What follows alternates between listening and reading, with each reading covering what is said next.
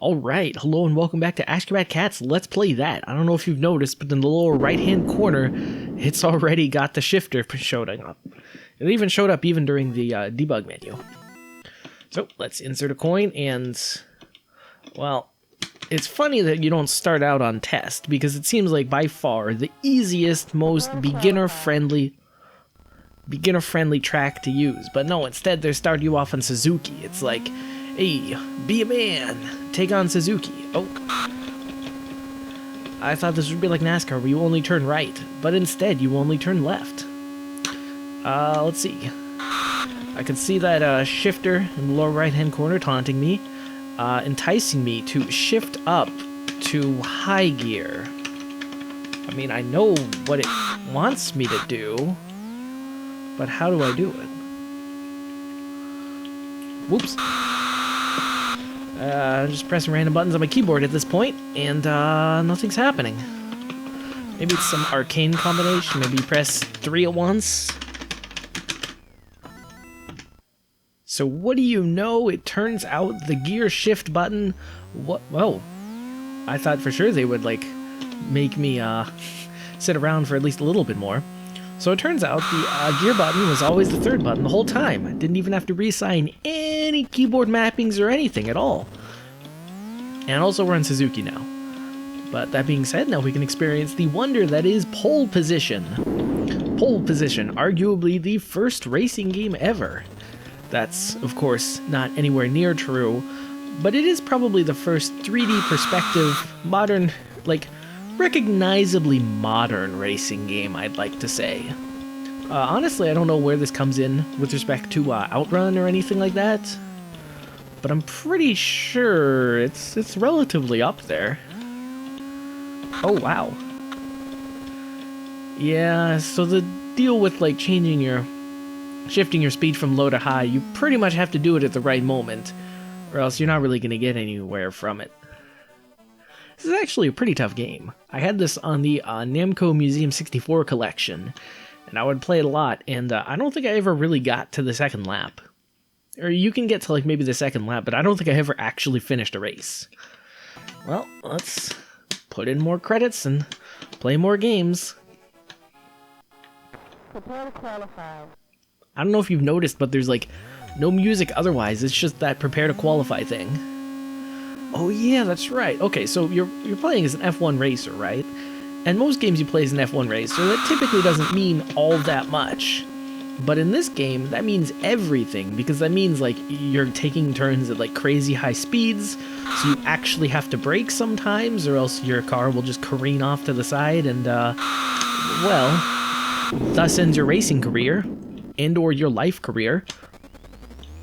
Thankfully, this game implements a respawn system, which has yet to be patched into real life, but fingers crossed, you know? But anyway, you basically have to memorize the courses down to their finest detail. And if you're really sprightly, you gotta memorize, like, where those opponents are gonna be at every single twist and turn. Because you gotta know, like, when it's a straightaway like this, that you can just put it on high gear and just blast off into the future. Also, it doesn't seem like it's giving me any extra time. It just seems like it's knocking me out. Well, you never know. Maybe it's like just telling me, it's like, hey, maybe you did really bad, you crashed into 2 guys. Prepare to qualify. You don't even deserve to qualify. Oh, maybe those are places at the top, and you have to actually make it past, I don't know, 20th place, or else you're not qualifying for any sort of race. Yes, it is kind of funny. It's like a lot of other arcade games, they're willing to indulge in your F1 fantasies. They just set you into a race right away. They're like, hey, you are an F1 racer now, have fun. But this game's like, yeah, well, an F1 racer's got to qualify first, so, kid, you gotta qualify. And let me tell you, qualifying is not as easy as they make it seem like on TV. On TV, they just race around in a circle, right? And then they get their times, and then they get their places.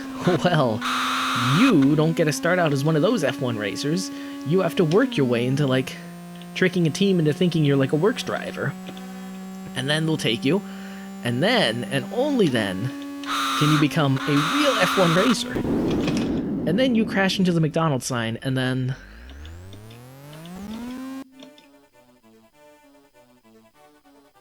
So I thought Unit was what place I was, and I was very satisfied with the amount of progress I was making, but as it turns out, it's not. And, that's it. Those are my F1 hopes and dreams, crushed immediately right before my eyes. But not all hope is lost. Maybe we can make a splash on Suzuka, or at least get very lost. Now, unfortunately, Prepare to qualify. on that first track, I have the slightest semblance of childhood muscle memory of how it should work, but on this track, oh, it's anybody's guess. Ooh, was that an ad for Tang? That is not something I thought I'd ever hear about again, Tang. In fact, I don't even know if they sell those on store shores. I don't even know if they sell those on store shelves. That being said, if you ever have a chance to try Tang, well, okay, Tang and water is already a surprising and weird combination. It makes sort of this orange juice sort of thing. Tang, it's what astronauts drink. But have you ever tried Tang and milk? It sounds weird. Again, Tang and anything sounds weird. But trust me on this. It makes like kind of a nice cream soda-y sort of vibe, but without any sort of carbonation. It's something you should try at least once. And I mean, hey, if you buy like a whole bundle of Tang, it's like, you're probably not going to drink that in a day. Might as well mix it with some milk and see what it tastes like. If it tastes good, you can praise me forever. If it tastes bad, then, well, sorry. Alright, well, it looks like Suzuka is not our secret race. But that is a nice rendition of the 7-Eleven logo. You know, it's probably been 30 years. Yeah, 1980, so it's probably been 40 years since that 7-Eleven logo has been relevant. But I'm pretty sure, well, I forget actually, does it look the same or does it not? In my mind, 7-Eleven always has that logo. Prepare to qualify. Yep.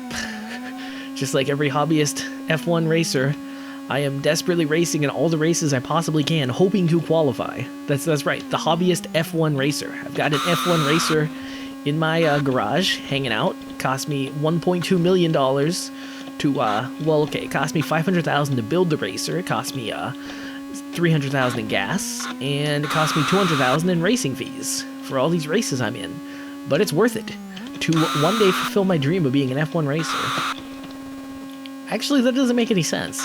Because if you had a hobbyist F1 car, it's like, aren't you already technically an F1 racer? What is the premise behind this game? Are they just, like, hiring random people off the street? It's like, hey, kid, you want to be an F1 racer? Just hop in one of these and qualify. Oh, you crashed? Don't worry, we've got another one waiting for you just off the bend. Like, it always seemed weird that they didn't just throw you into the race right away, either.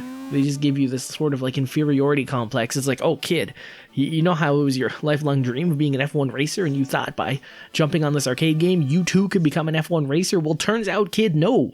No, you cannot. Even in your dreams, kid, you are a failure.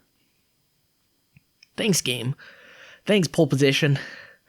As a kid, like, I'm playing the Namco Museum thing. This is by far the most visually interesting game, because otherwise it's competing against, like, Pac-Man, Ms. Pac-Man, Galaga, which, don't get me wrong, they are all fine games, but in terms of visual looking like anything from real life-itude, they are not at all good. Not anywhere near anything that I've ever seen from real life. But you play in this game, and it's like, hey, I've seen some of those things in real life. You see the grass from the side? I've seen grass in my life. You see the car in the middle? I've seen cars. Some of them resemble those cars. Road? Pfft, live in the suburbs. Roads are my bread and butter. But then you start playing it, and it just slams you over the head. You like, it's telling you, oh, kid, you're not even good enough to enter a race.